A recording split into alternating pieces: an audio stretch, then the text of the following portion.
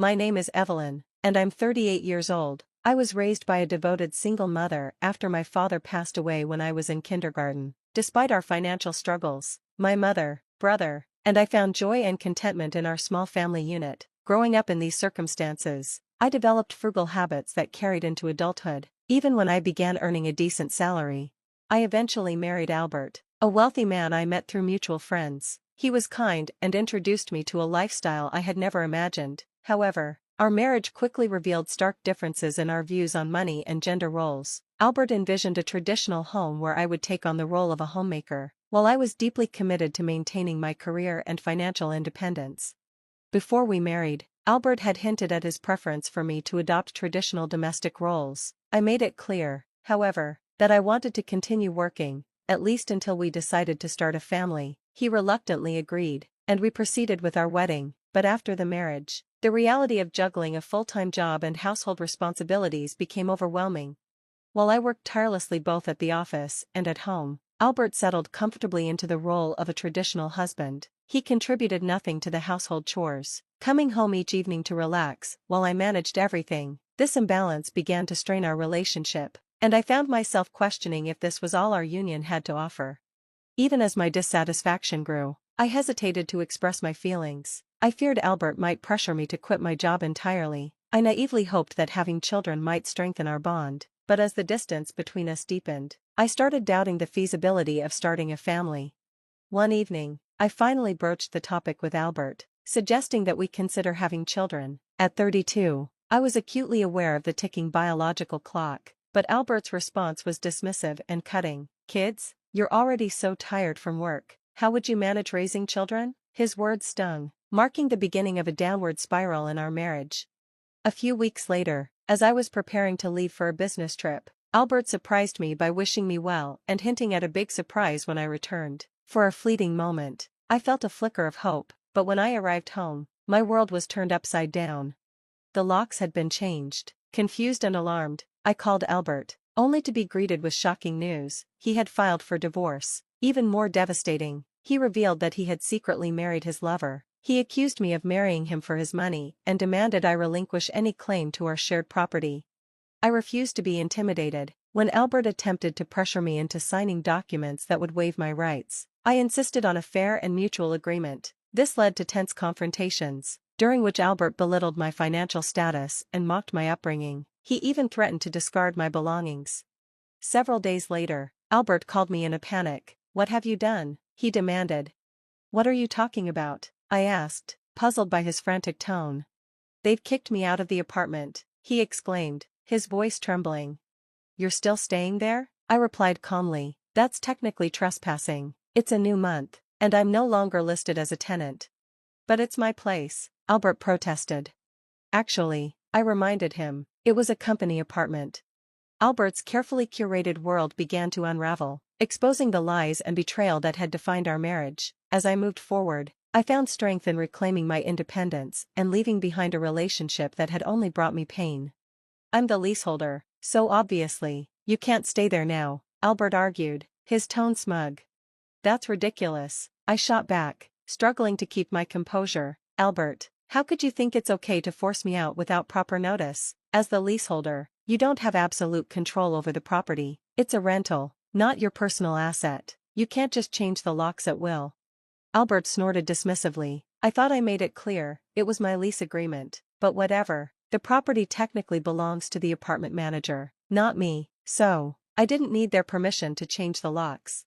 He still didn't get it. I took a steadying breath. "Here's what you're missing. I already terminated the lease before you pulled your little stunt. Legally, I was entitled to stay until the end of the month. By changing the locks, you've tampered with someone else's property. That could easily be seen as criminal damage." "Wait, what?" His bravado cracked. "Why terminate the lease so soon? Criminal damage? Is that why there are police at my door right now? I'm afraid to open it." I couldn't hide my exasperation. The police might be there for more than just trespassing or lock tampering. "You should talk to them. Oh, and just so you know, I reported you for forging divorce papers. Filing fake documents with falsified signatures is private document fraud. Divorce papers require mutual consent and authentic signatures." "Albert." There was silence on the line as he absorbed the weight of my words. I pressed on. Those papers you filed are invalid. And as for Judy, your supposed wife, that's not a legal marriage. How did I find out? Did you assume I was in the dark?" His voice faltered. You know about Judy?" "Of course," I said sharply. "I hired a detective agency to investigate while you were parading her around. They uncovered everything, including your little wedding ceremony while I was away on a business trip. I took time off from work to gather evidence and prepare my case. I also discovered you were sneaking Judy into our home."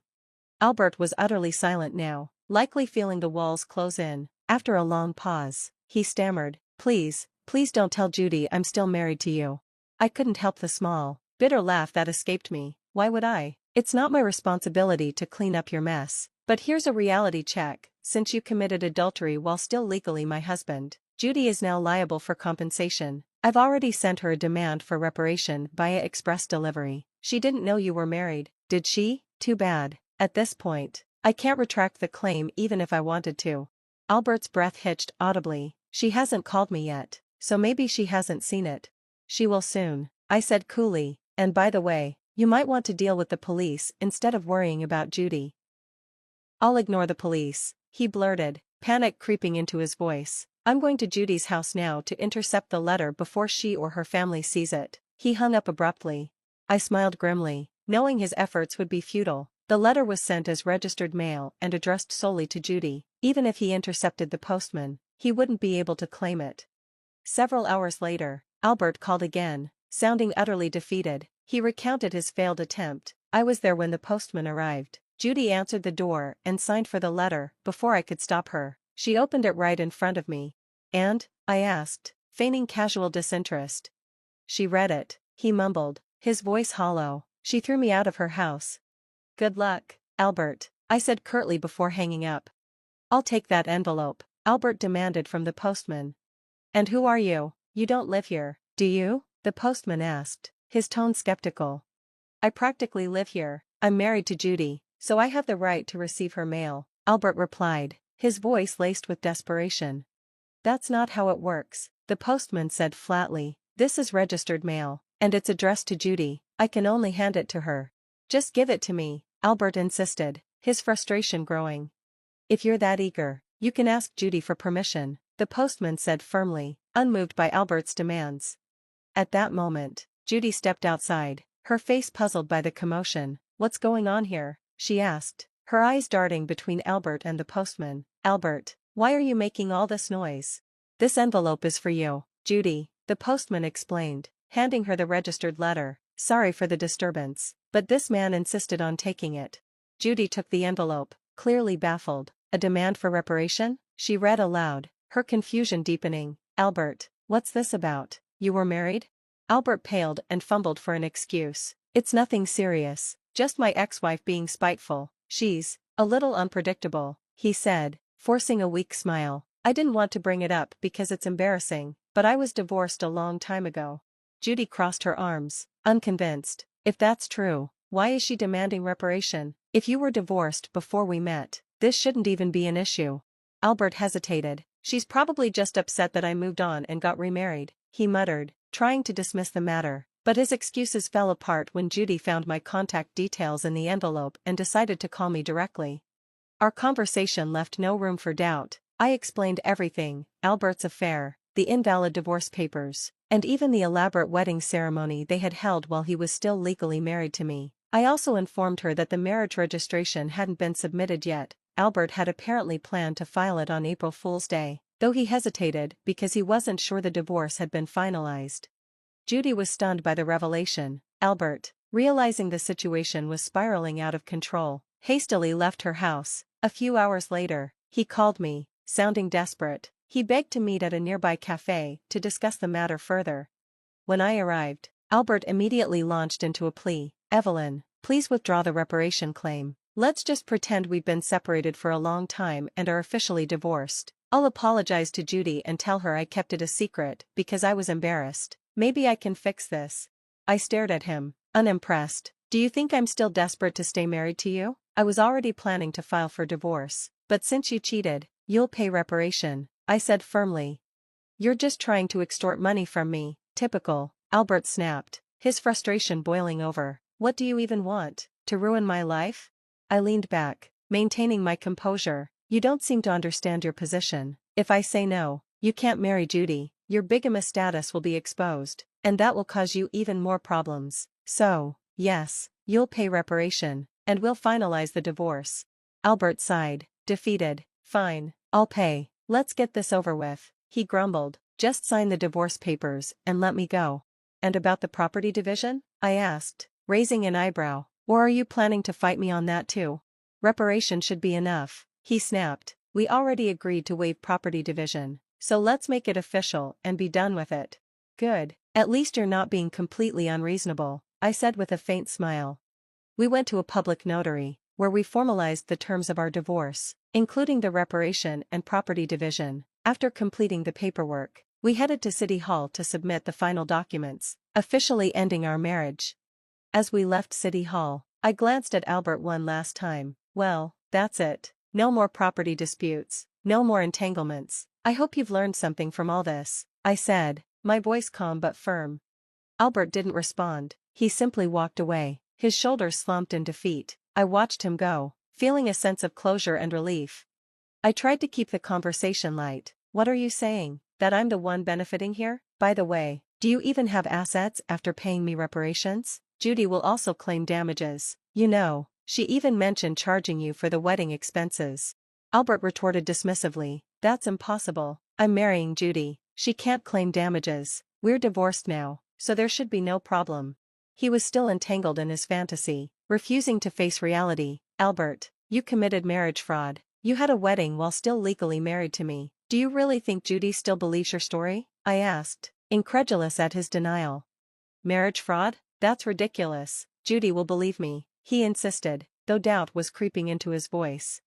I leaned forward, revealing more. Believe that if you want, but I heard from Judy directly. Also, weren't the guests at your wedding paid actors? You still owe them, you know. Albert's expression faltered. You know about that? I haven't paid them yet. What does it matter to you? You could have just taken the property division and been better off, he snapped, frustration breaking through his tone. That's what I wanted to tell you. Even if we had divided the property, you would have benefited more, I explained calmly, ready to correct his misunderstanding. Albert scoffed. What are you talking about? Poor woman, your family is poor, and you only make $210,000 a year, right? Even if you got a raise, it'd barely hit $225,000. You don't have any property. I smiled faintly. You keep calling me poor, so I thought you might be mistaken. Yes, my salary was indeed $130,000, but you know I work for a foreign company, right? It seems you have no real interest in me. I became a director of the U.S. division. It's not $130,000 per year, but per month, $210,000 per month, making my annual income $52 million. Albert blinked, clearly confused. You're still bad with numbers. How do you manage to keep a job? It's $200,000 a year, he muttered, stumbling over his own disbelief. $210,000 per month, Albert, I repeated, letting the weight of my success settle in. Of course, I haven't had much chance to spend it, so I've been saving for the future. The savings from before our marriage aren't part of the property division, but there's still a considerable amount since our marriage. As your wife, I could have claimed half of it.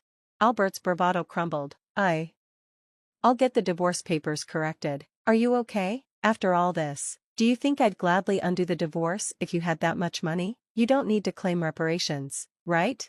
After all the contempt you've shown me? Absolutely not. This reparation is for the emotional distress you caused me. Honestly, I should claim more, and since it's official now, make sure you pay it, even if it's in installments, I said firmly. I'll be left with nothing, Albert mumbled. He looked utterly defeated.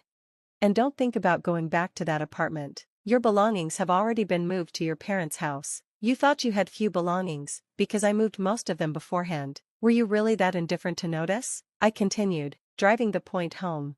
Albert's shoulders slumped. So now I have to go back to my parents' house? They don't know anything yet. Let me explain.